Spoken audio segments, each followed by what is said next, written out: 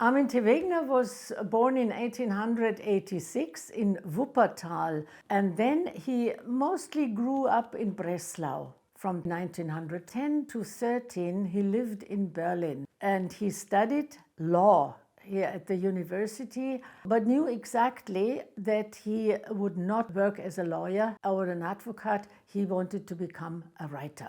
When he came back to Breslau and finished his studies, World War I broke out. It was 1914, and I think to avoid to be called as a soldier, recruited, he applied voluntarily for the Red Cross. In spring 1915, the Red Cross organized a German Ottoman medical mission. In Turkey, he comes right in the Battle of the Dardanelles. He experiences and faces heavy battles, lots of wounded and deaths. And some weeks later, he fell ill with typhus. He was hospitalized, and almost for the whole summer, he was in Constantinople in medical care and rehabilitation. And there he comes to know about the persecution of the Armenians. In September 1915, he's back in Germany, and he uses his contacts, and he tells about this, what he came to know in Turkey about the Armenians.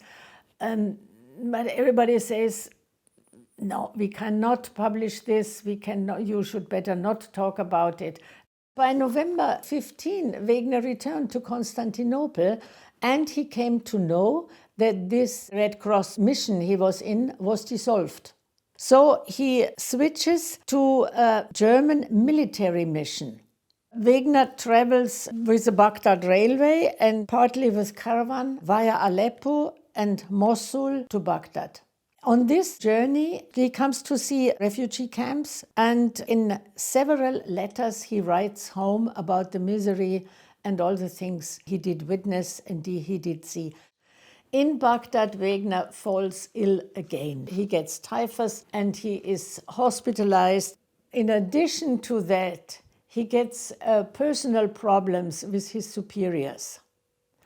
They don't like his letter writing to Germany, and it was one letter he wrote to his mother after the death of the younger brother. And in this letter he described very detailed the horrors of war and what he experienced in Turkey. And this letter got intercepted and he was dismissed immediately. He is in Baghdad. He is detached from everything and sent back to Germany. He travels from Baghdad to Constantinople, and this is the main journey where he can go wherever he wants. And he makes the photographs, and he speaks to people, and he collects more letters and records. And in Constantinople, he goes to the American embassy because the Germans wouldn't want to hear about it. By that time, we were an official ally of Turkey, and the official version was, whatever the ally does is nothing of our concern, and we do everything to keep this ally on our side till the end of the war.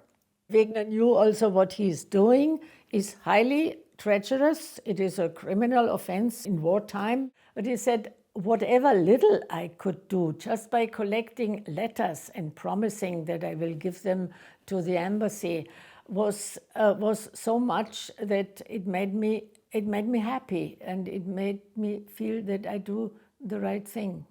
In 1919, Wegener for the first time went into the public with an open letter to the President of the United States. And this letter was published in a daily newspaper in Berlin, Berliner Tageblatt. This had a great resonance, and for the first time, one could say the public, at least in Berlin, became aware what had happened. In 1933, when Hitler came to power, Wegener was deeply disturbed by the treatment of the Jews. It was exactly the same as it started in 1915 in Constantinople. All the teachers were expelled, the professors were expelled from the universities. Lawyers could not work anymore in the government offices. Everybody was dismissed. It was the same situation. And so he decided to write a letter to Hitler. One good friend of him said, what you did is like trying to convince a shark of vegetarian food. It's naive. Maybe it was naive. Wegener said, but this is the only way I can act. Wegener decided to work very concentrated and without being disturbed by anybody on the Armenian novel. And he booked himself in a boarding house close to Berlin. While writing on the Armenian novel, he was arrested by the Gestapo. Coming out from the concentration camps, Wegener was deeply disturbed, one could say a broken man. His family had fallen apart, his income as a writer, his life as a writer was not that what it used to be, and he had no home. Everything was shattered. And what disturbed him the most was that it was his own people that did this to him. At the end of 1936, Wegener moved to Italy.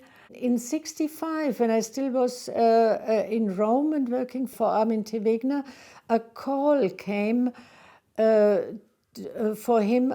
He was asked to write a greeting to the Armenian people for the 50th anniversary of the genocide, which he did. And he reflected on what he experienced and what his feelings are now. And he made also some comparison from the Holocaust to the genocide. 3 years later, he got invited to the Republic of Armenia and was honored there.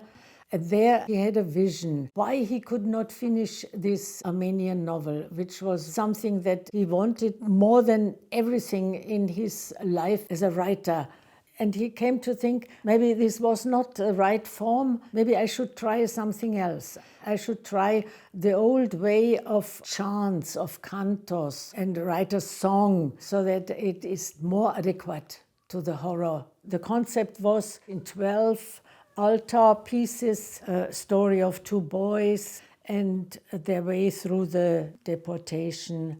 He was over 80 years old at that time. He did not finish it. He came to the 9th altar piece, but it is a very strong and deeply impressive piece of literature. He always said he fought a lifelong for justice and was always against injustice. And whenever he saw something that was not right, he had to raise his voice. It was something that was deep inside him.